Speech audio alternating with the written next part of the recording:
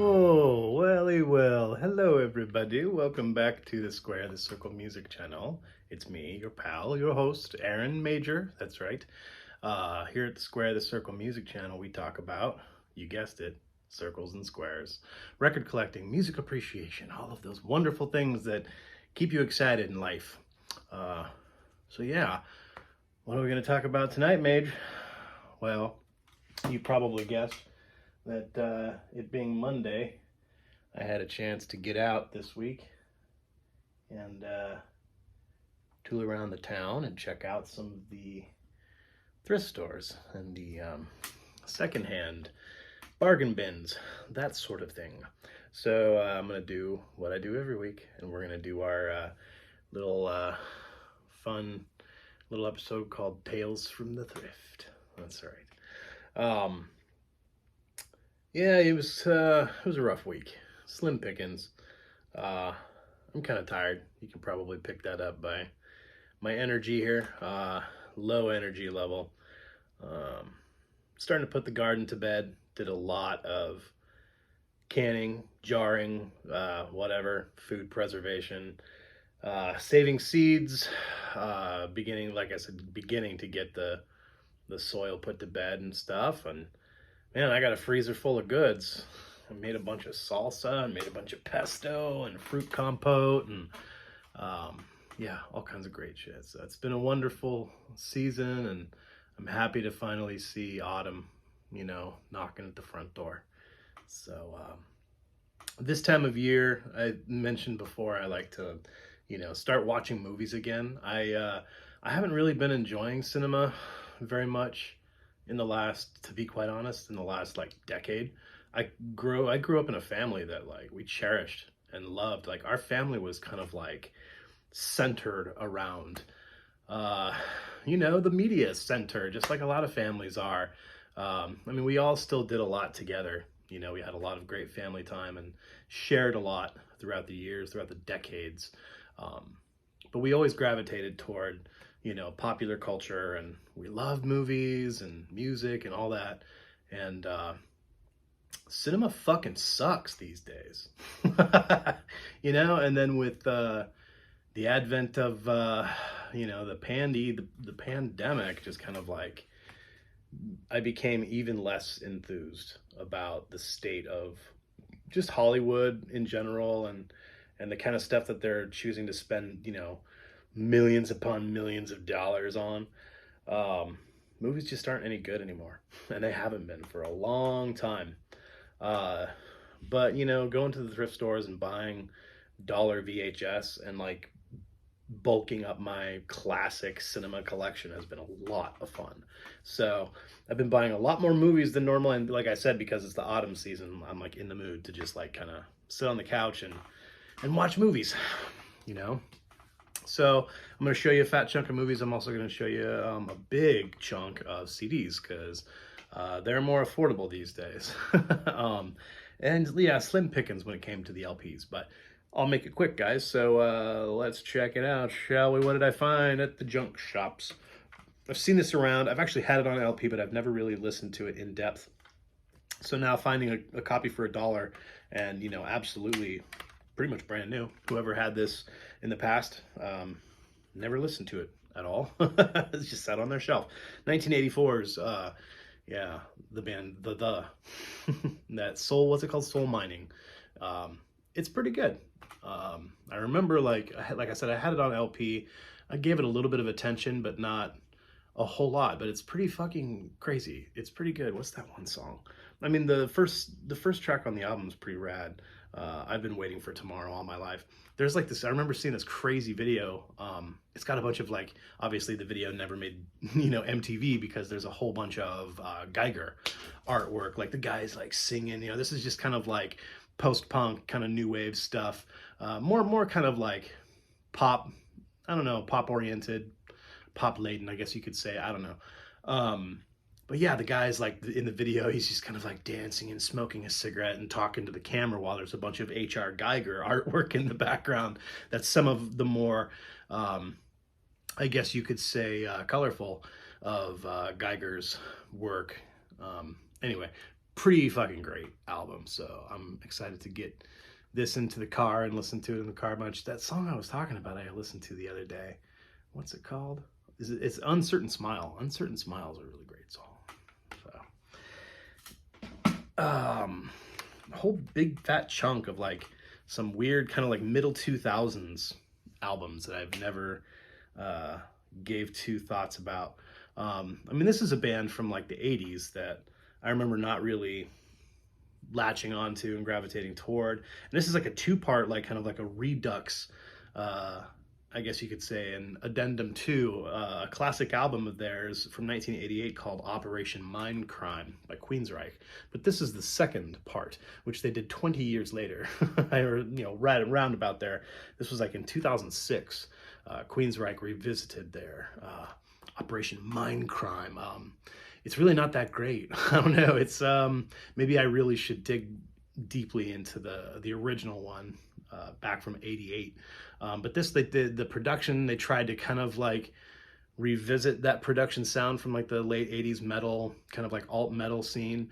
Why anybody never told that guy, maybe lots of people did, who knows, that he was just ripping Bruce Dickinson off from Iron Maiden, like with his vocal style. I don't know. I'll give it some more of a try, I guess. But it just seems kind of copycatish, and I don't know. Not hyper enthused about it, but I know Queensryche deserves a lot of respect amongst people in the alt metal world and the 80s metal world. Here's an interesting one that I've heard the name a whole bunch. An old pal of mine tried to get me to listen to these guys a bunch. They're really fucking great. Lots of really cool, like, reminiscent moments of like Beatles, psychedelic Beatles stuff. This album's called Sparkle Horse. Really cool. Yeah, not much really more can be said besides the fact that, like I said, it's just kind of like alt rock, you know, kind of middle 2000s, psychedelic, folk infused, very Beatles-esque. Pretty good. I'm gonna hold on to this one for a while, actually, and give it some more attention. Besides just kind of like the garden variety of, oh, it just sounds like the Beatles. Everyone's inspired by the Beatles. I understand that, but they really take some, like, you know, kind of classic moments and elements, like specific moments from like Sgt. Pepper's and Magical Mystery Tour and stuff like that, and really just totally inject them directly into their music. But a lot more of their sound kind of harkens just to like that. Like I said, the middle period of the early 2000s, like you could tell they were trading fours with like the Flaming Lips. This is a very in the same style, I guess you could say, in the same vein as Flaming Lips. So if you guys like Flaming Lips, you'll like Sparkle Horse. Good stuff. It's like 2005 or 2006. Yeah, I'm gonna hang on to this for a while. Really good Kate Bush album I picked up that I've never heard before.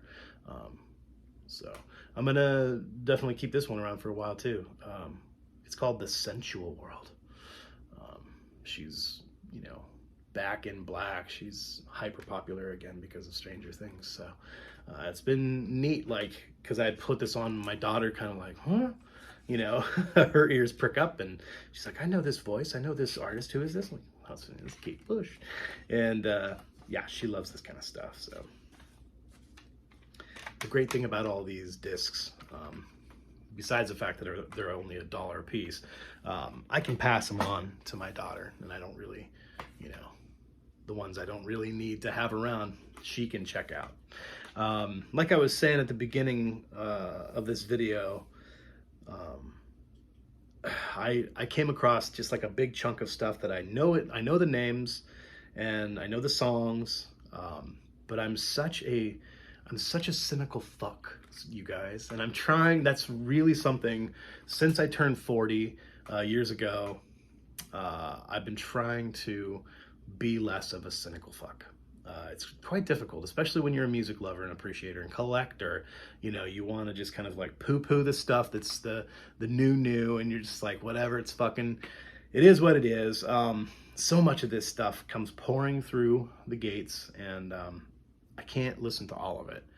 Um, and it's a whole huge, you know, decade of it just kind of like washed through, and I didn't look twice, but I'm gonna try to look twice and be less of a cynical fuck.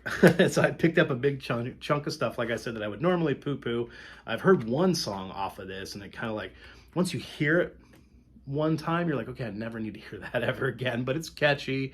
There's a lot of words on this album. There's so many words in every song. It's just like constant flow, stream of consciousness. It's very poetic, I understand, but like, I'm not the type of listener that is going to sit down and break out the ledger notes and really analyze all these things that he's saying. There's so much, so many lyrics, so much vocals on this band. They're called Cold War Kids.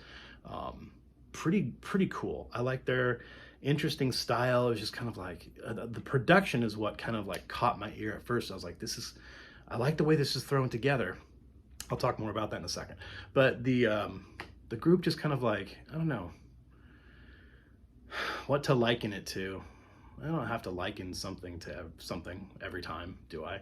But I don't know. It's just it's kind of interesting. Like I said, that kind of stream of consciousness, just folky, interesting. Are these guys from Europe? I don't know. There's a bunch of really strange pictures, and yeah, being called the Cold War Kids, and I don't know. It's pretty cool. Anyway, upon reading these ledger notes and trying to make out some of the lyrics and what's going on, I read down at the bottom that it was produced by D. Sardi. And I'm like, oh yeah, D. Sardi. Right around the same time that this album was put out. I think it was like 2003 or 2004. A little bit later. But D. Sardi mixed and produced and played a bunch of instruments on, and just kind of like was the co-creator of that really great album by the self-titled debut album by Wolf Mother. You guys remember that? Remember that album? It's pretty fucking cool. I thought it was cool. And D. Sardi was all over that. Basically was the, you know, creator of that album. Another one, you know, Garden Variety. It's all over everything. It always has. It's in every, you know, every stupid movie and on every stupid radio station from here to eternity.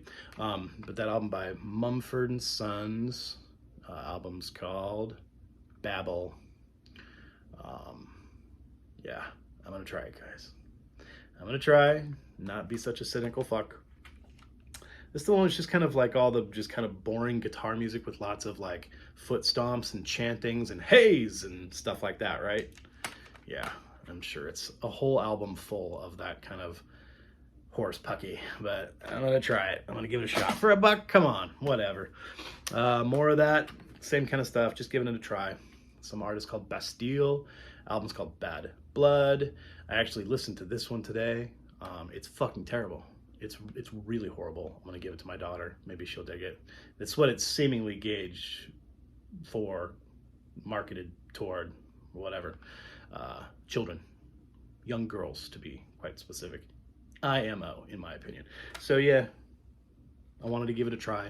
I did. I gave it a wholehearted try in the car just this afternoon, actually. And it's a piece of shit. This one was quite interesting too. I listened to this a couple days ago. It was like early 90s. Oh shit, like mid 80s on the Island label. The art is really fucking cool. I've never heard of them. Shriekback. Band called Shriekback. Album called Oil and Gold. Cool art. Really interesting inner. Just like no pictures, save the one on the back with a strange like kind of, you know, sea monster, kind of freaky. But yeah, just like, yeah. Song lyrics, very cut and dry, plain and ordinary.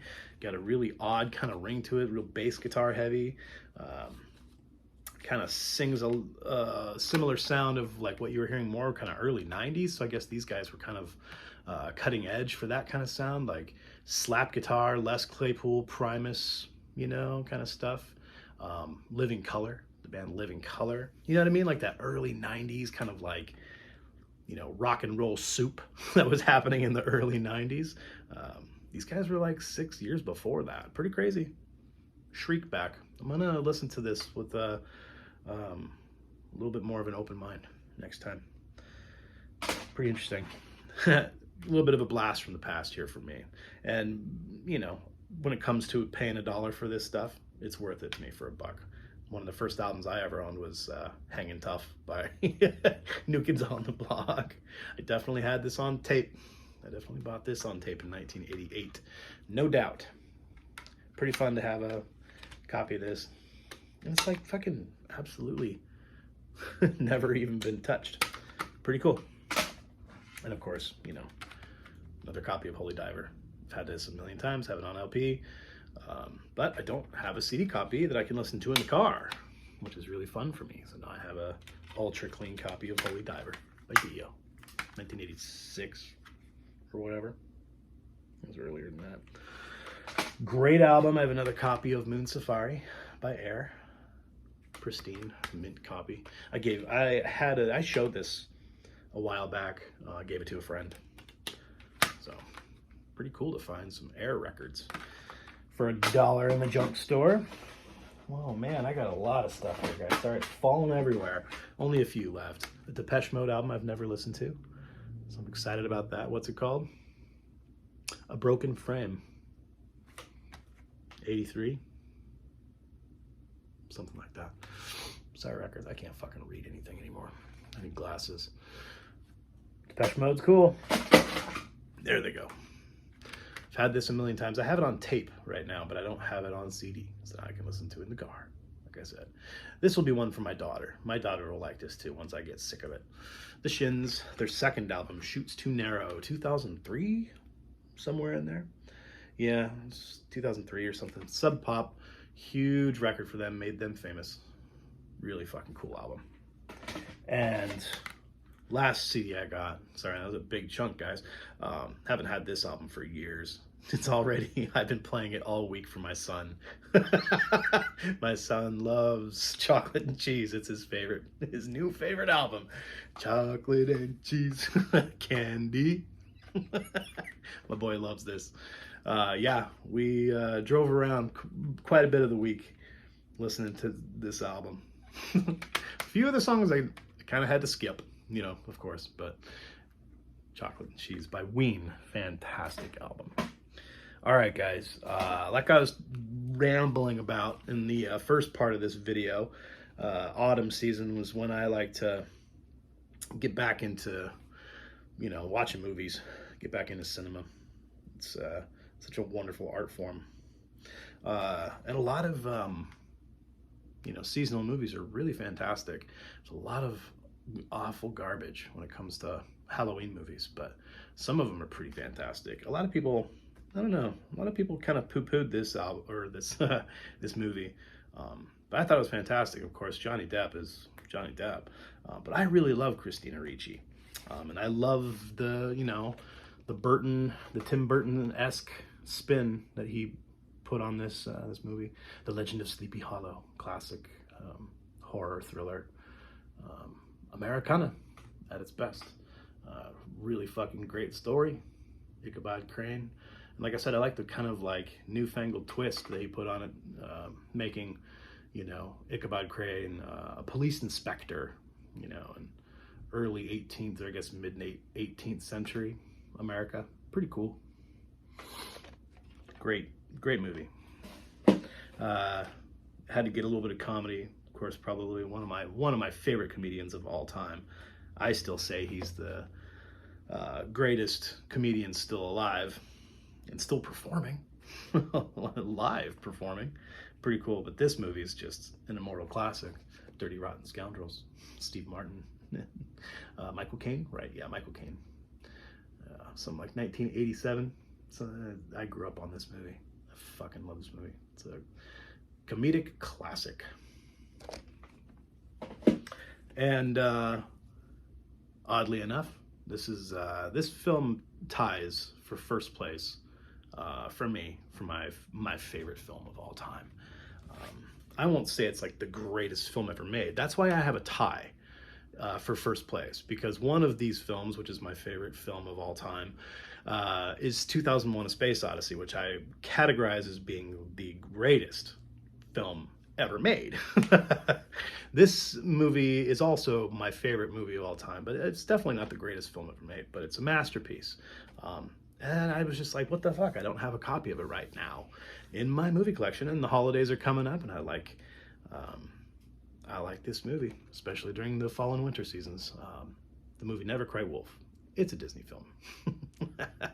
But it's a masterpiece, guys. A cinematic masterpiece. Everything about it. The soundtrack, the cinematography, the portrayal, the acting portrayals. It's an absolute fucking masterpiece. If you guys don't know about this movie, check it out. Them's my movies, guys. All right. I got a fat stack of records. They're pretty rad. You want to see? First one's kind of like, oops, there goes the thing. First one's kind of a two-parter. These are cool. I don't know.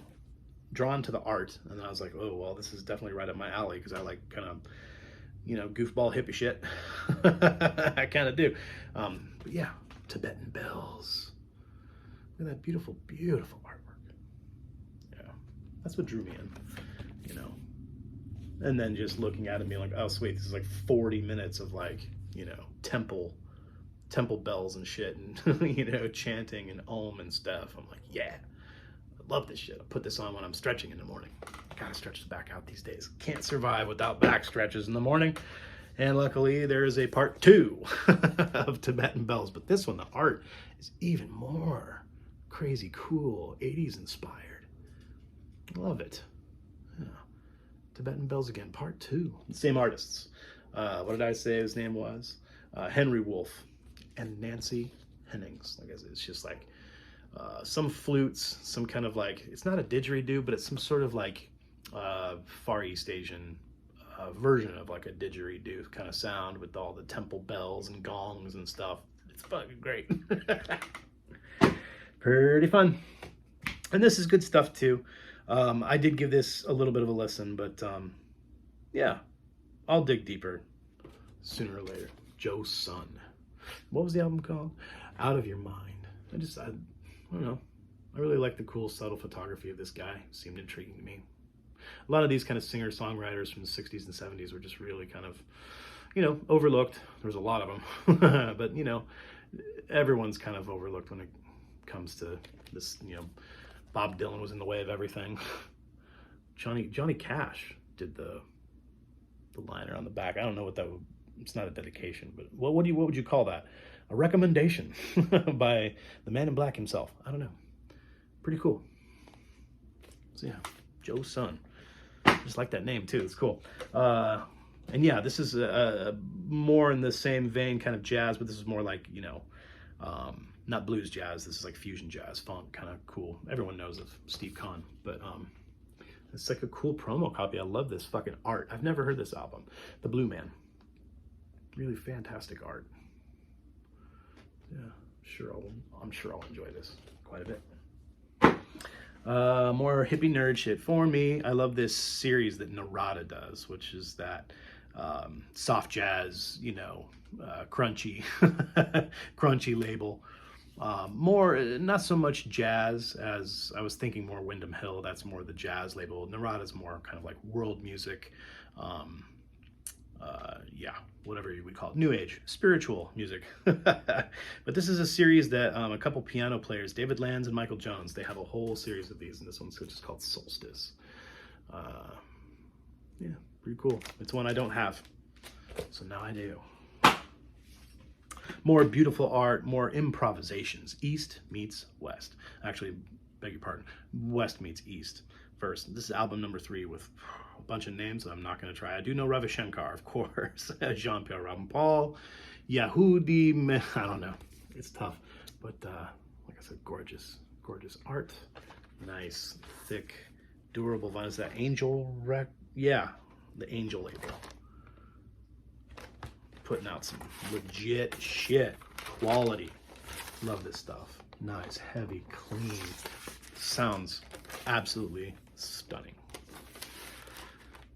Great morning time, coffee sipping music.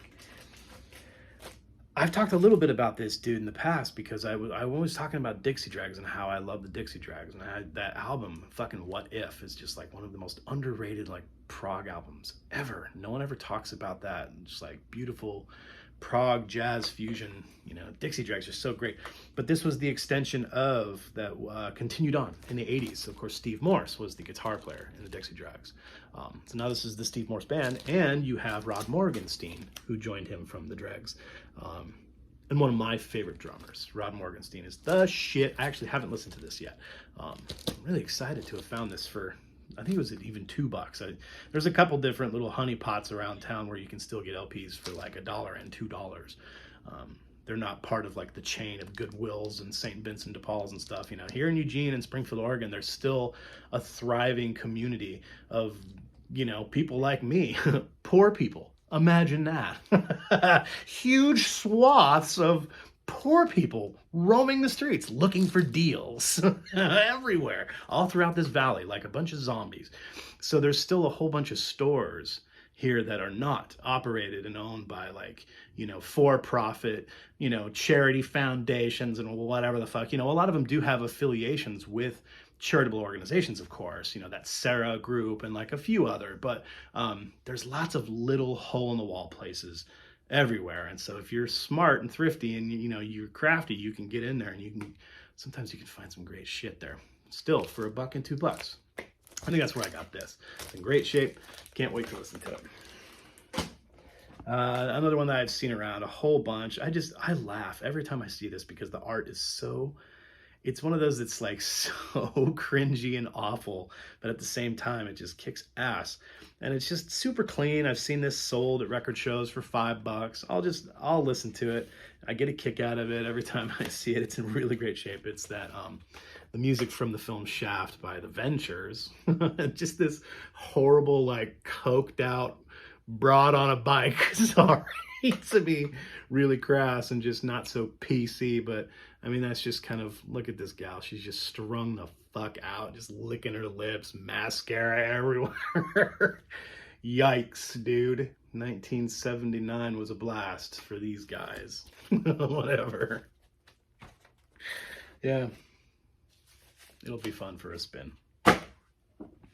Another one, it's like, you know, I can't turn these away. I probably will only listen to it a couple times. Maybe I'll keep this one because it is a best of. I like keeping greatest hits and best of collections for me that stay in my personal chunk. And because he's just got, you know, a billion fucking records out there. But this one, you know, a capital value. It's the best of Frank Sinatra. So it's just really just his most notorious, still in the nice tight shrink. It's just one of those many reissues that they did in the 80s. But it's neat. Still got that, you know, capital value sticker and yeah.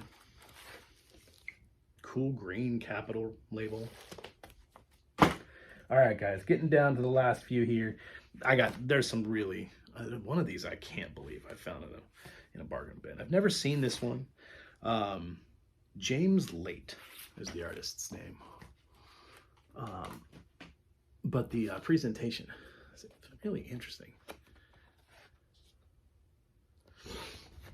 Yeah, don't know anything about this guy. So 1970, singer-songwriter. Strange, like unknown. What is it? Metro Media Records. Just small time. I don't know. Kind of bizarre. Is it a meat hook or is that just like, is that an ice hook? Oh, it's called, the album's called Fulton Fish Market. So it's a fucking fish hook. Interesting. Yeah. Just seems intriguing. So, and here's another one. Very intriguing, very interesting, beautiful art on the front. Ornament of Hope, an album. The band, I'm assuming, is called Doa? Doa? Not sure. Dope! Yeah, really cool, kind of, you know, conch shell or whatever you would call that, with the Fibonacci inspired spiral the natural way of things, the natural way of the universe. These guys know of the way. Look at these fucking dudes. They know the way, the secret ways. Taught to us by the ancients. The elders know of the way. This is gonna be a really great album. I know it. I feel it. Can't wait till tomorrow morning. All right, this is the end of it, guys. Thanks for hanging out with me tonight. I can't believe I found this at a junk store for $3. Yeah. The Anderson Bruford Wakeman Howe album, which really in all honesty is really not that fantastic of an album, but I haven't had it in my collection for a long time. Like back when I first discovered prog rock, about 15 years ago, I had never listened to prog, didn't really know anything about it. I discovered Yes was huge to me. And then, the art on this is so badass, I had to buy the album. It was like one of the first kind of like blind experience buys that I ever made as a record collector, again, like in my adulthood, like 15 years ago. And I got online and like paid like $30 for a copy of this without listening to it. And I was just like, wow, fuck, this doesn't sound anything like this band that I just discovered and loved dearly. It's pretty funny. Fooled me, but whatever. It's good for a chuckle. Has moments. It has some pretty powerful moments. But yeah, the band Yes, without the flagship member being Chris Squire, the bass player. He wanted to keep making Yes music, whatever you want to call that, kind of in his own way, and had his own kind of help. At this point in time, Alan White was still on his team, and he had a bunch of other great fucking players. So he's just like, whatever, I helped form this band. It's my fucking band, John. If you want to take off, fucking take off. Who cares? So he did, and so did Steve. And whatever, there's like, Bill's not doing anything. This was like, what, 81? Something like that? Oh no, it was much later. 89. Fucking, so this was already at the decay of Yes, much later. No, this was not 89. Or is this just a reissue? Who the fuck knows? This is just like that weird intermediary period with Yes, when no one really knew what existed and what didn't. This is a fun little interesting faction of the band, and yeah, it's worth having it just for the art, for the Howard Dean art. Fucking, did I say Howard Dean? I meant Roger Dean. Pretty effing cool. And it has the original inner still, too. Yeah, Wakeman came back and everything. Old pompous fuck. Rick Wakeman's such a pompous fucking windbag. Anyway, thanks for hanging out with me, guys. That's the weekend rock. So, yeah, be good to each other, and peace be with you.